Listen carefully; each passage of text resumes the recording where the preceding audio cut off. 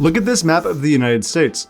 These are all the college football programs competing at the highest level of the NCAA, the Football Bowl subdivision. There's something off about it though. As we all know, college football is a cornerstone of American sports culture. Entire towns rally behind their teams, Saturday games draw tens, sometimes hundreds of thousands of people, and the traditions are practically sacred. But this level of commitment isn't consistent in every corner of the country. This is the Northeast, a region with one of the largest populations in the United States. It's also where gridiron football first took root, led by none other than collegiate institutions.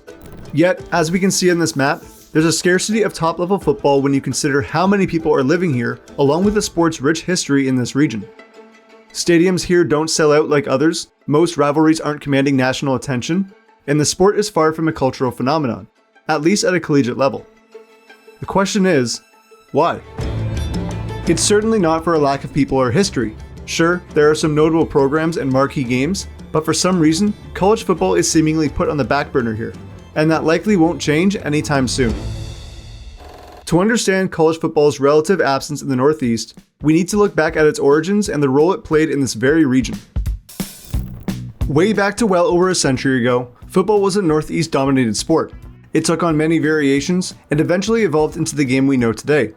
But thanks to the colonial colleges who regularly organized games between themselves, private universities like Harvard, Yale, and Princeton popularized the game in America.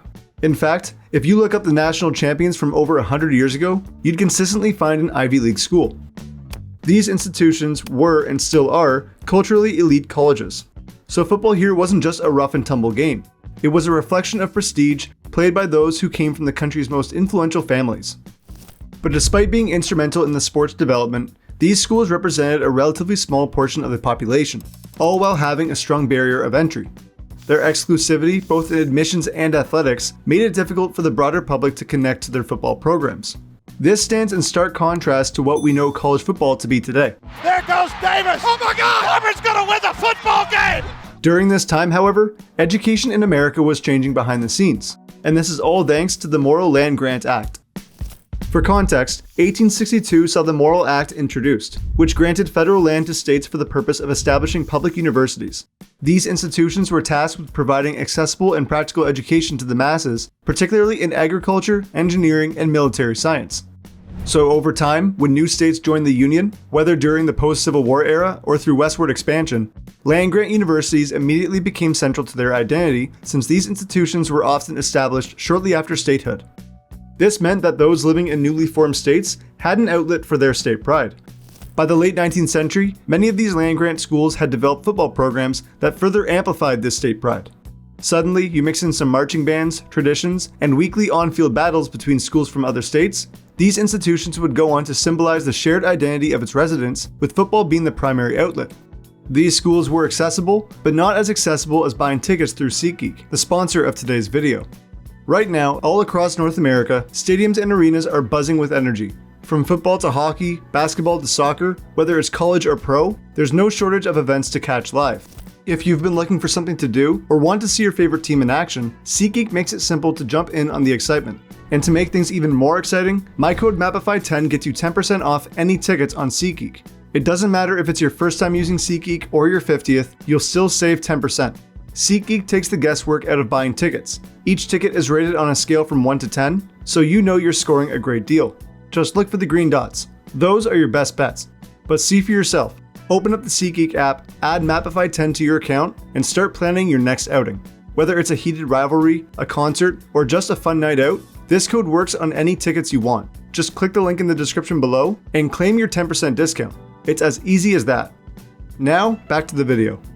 So with many states utilizing football in schools as a way to take advantage of its population's patriotism, it's worth noting that the Northeast, with its already established elite schools, didn't reap the rewards from the Morrill Act in the same way.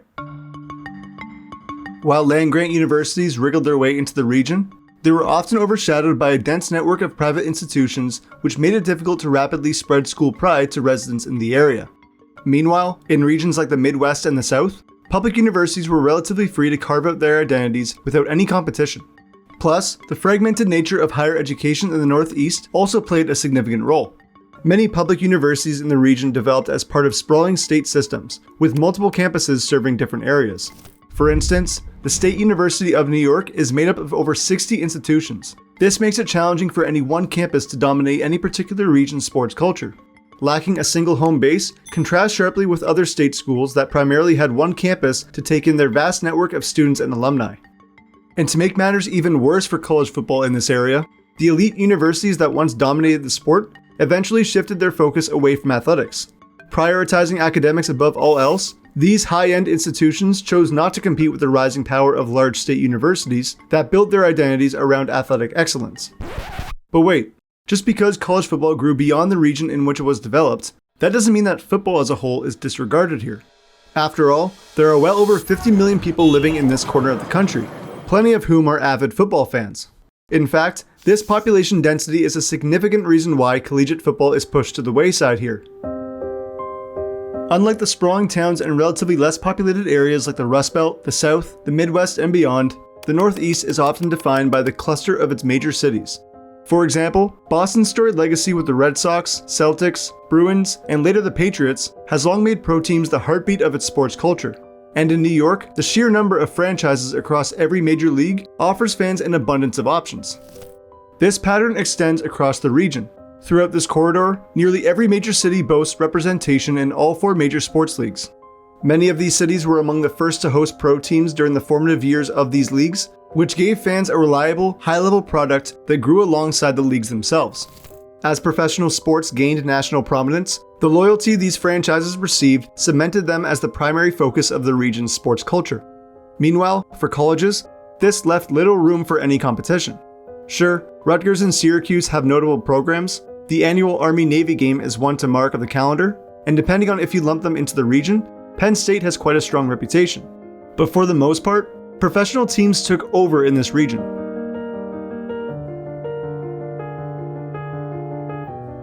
This has the opposite effect in parts of the country that are dominated by college sports.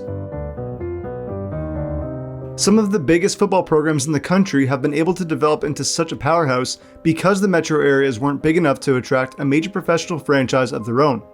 Or alternatively, these college programs established themselves long before there was any potential for a pro franchise to arrive, so sports leagues wouldn't even attempt to get involved in cities that were already obsessed with their local school's athletics program. But hold on. It's not like college sports are a forgotten entity altogether in these states. After all, the Frozen Four routinely features teams from Massachusetts, while Villanova, Syracuse, and UConn are March Madness staples. Knowing that though, this wide range of sporting success plays a major part in what's going against college football. Simply put, there's far too many sports to choose from. In a region littered with cities that experience all 4 seasons, shaped by locals, transplants, and immigrants from various cultures, loyalties often skew toward media-dominant professional teams or hometown favorites. This dilutes the cultural pull of any one single team, let alone college football. People certainly care about that level of gridiron, but it doesn't take over on Saturdays in the same way that you would find in other places that know how to pull off a good tailgate. I could be wrong about that though, so if you're from the Northeast, leave a comment below indicating which team you support, whether they're professional or at a college level. Anyways, the city lifestyle that millions here are exposed to certainly doesn't help either. Saturdays are often seen as a time for social gatherings or enjoying the vibrant city lifestyle. All of this is prioritized instead of dedicating the entire day to football. In Texas, you'll see towns come together even for high school football on Friday evenings. But in these states up here, it's only NFL Sundays that have the ability to lure people to the couch or the stadium with great effect. But could any of this change? Will there ever be a day that we see a shift in the Northeast sporting culture? If we're being honest, the odds are slim. One of the biggest hurdles lies in the high school pipeline. For football to thrive in college, it needs a steady stream of local talent to build competitive programs, and that's something the Northeast struggles with. While states like Texas, Florida, and Georgia churn out top prospects year after year, high school football in the Northeast hasn't kept pace. There aren't nearly as many top recruits coming from the area, and the best players from the region often leave for powerhouse programs in the Midwest or the South, where they're more likely to gain national exposure and develop under systems built to funnel players into the NFL. This talent drain creates a vicious cycle. Without a strong local talent pool, Northeast college programs struggle to compete on the national stage.